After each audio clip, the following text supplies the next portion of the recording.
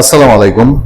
অদ্ভুত এই মানুষটার হয় এখনো বিকার কাটে নেই, তিনি বিকারের মধ্যে আছেন, আর না হলে প্রচন্ড উচ্চ বিলাস অথবা ভেতরকার আর কোনো একটা ষড়যন্ত্র এখনো তাকে নতুন নতুন স্বপ্ন দেখিয়ে যাচ্ছে। আমি কয়েকদিন আগে একটা আলোচনা আপনাদেরকে বলেছি, একাধিক আলোচনা করেছি যে ডক্টর ইউনূস গংদের খেলা শেষ হয়ে যায়নি। আপনারা মনে করবেন না যে ডক্টর ইউনূস যা হাতিয়ে নিয়ে গিয়ে বাংলাদেশকে আমেরিকার যে চাকর বানিয়ে দিয়ে গেছে, ওই যে বলছে না যে তেল কিনবো আমরা, আমরা বেচবে রাশিয়ার, আমাদের অনুমতি নিতে হবে আমেরিকা থেকে, মানে দুর্ভাগ্য তার কিছু না। এই যে সিচুয়েশন গুলো করে গেছে, এগুলো এখানেই শেষ।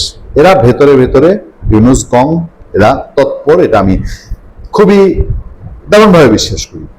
এবং তার প্রেস সচিব, ডক্টর ইউনূসের তৎকালীন প্রেস সচিব, এখনো বোধহয় সে ইউনূসের প্রেস সচিব, আমার ধারণা এখনো প্রেস সচিব। এখনো প্রেস সচিব না হলে তার পক্ষে এই গীতগুলো এখনো গাওয়া ঠিক কতটা সমীচীন আমি ঠিক জানি না। সে কেন এখনো গীত গাচ্ছে? এসব গীত গাওয়ার তো পেছনে একটা উদ্দেশ্য আছে। অন্তর্বর্তী সরকার কেন পে স্কেল দিতে পারেনি জানালেন সাবেক সচিব। আচ্ছা, পে স্কেল ওনারা দিয়ে জানিয়ে মনে হয় যে আওয়ামী লীগ সরকার আসছিল, নির্বাচিত সরকার আইরে কমিটমেন্টের তাদের মানে বিশাল ভান্ডার, যে কমিটমেন্ট জাতির কাছে রেখে গেছেন। শোনেন একটু। বিদায়ী অন্তর্বর্তী সরকারের প্রধান উপদেষ্টা ডক্টর মোহাম্মদ ইউনূসের প্রেস সচিব শফিকুল আলম বলেছেন, সরকারি চাকরিজীবীদের নতুন বেতন স্কেল চালু করতে না পারাটা তার জন্য বড় দুঃখের বিষয়। তিনি নিজের ফেসবুক পেজে কথা লিখেছেন। শফিকুল আলম জানান, সাবেক অর্থমন্ত্রী জাকির আহমেদ খানের নেতৃত্বে পে কমিশন তার রিপোর্ট জমা দিয়েছিল, কিন্তু সময় কম থাকায় 18 মাস, 1.5 বছর দেশটারে চুইসা খায় গেছে, জাহান্নাম বানায় গেছে। এখনো বলে সময় কম থাকায় সরকার তা বাস্তবে কাজে লাগাতে পারেনি। আচ্ছা, খুব ভালো কথা। তিনি বলেন, পরিকল্পনার কোনো অভাব ছিল না, অর্থ মন্ত্রণালয় কাজের জন্য 30,000 কোটি টাকা আলাদা করে রেখেছিল। অনেকে মনে করেন সরকারি কর্মীরা দুর্নীতি করেন, তাই তাদের বেতন বাড়ানো ঠিক না। শফিকুল আলম এই ধারণাকে সরাসরি নাকচ করেছেন। তিনি বলেন, আমলাতন্ত্রে 18 মাস কাজ করে তিনি দেখেছেন বেশিরভাগ সরকারি কর্মী সৎ, আন্তরিক ও পরিশ্রম।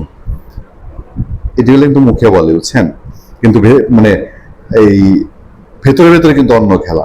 সরকারি কর্মকর্তা কর্মচারীদের সচিবালয়ে কতজন কর্মচারী চাকরি হয়েছে, তারা কতজন কর্মচারীর উপরে তাদের পুলিশ বাহিনী হানা দিচ্ছে। তিনি একজন সিনিয়র সচিবের বেতনের হিসাব তুলে ধরেন। সে কিন্তু সিনিয়র সচিব হয়ে গেছিল, মানে আটকা আইসা, ধরেন যে মঙ্গল গ্রহ থেকে আইসা জুইকা বৈশা কিছুই না। সাংবাদিক, আমি এক সাংবাদিক, হঠাৎ করে গিয়ে আমি সিনিয়র সচিব মর্যাদায় সরকারে বসে গেলাম। একজন সিনিয়র সচিব মোট বেতন পান প্রায় 1,80,000 টাকা, বাড়ি ভাড়া ও অন্যান্য কাটার পর হাতে থাকে প্রায় 1,26,000 টাকা, যা মার্কিন ডলারে মাত্র $1,000। ভারতের একজন সচিবের বেতন ও সুবিধার সাথে তুলনা করলে এটা খুবই কম। দুঃখিত, শফিক সাহেবরা খুবই কমে সন্তুষ্ট থাকার মানুষ না।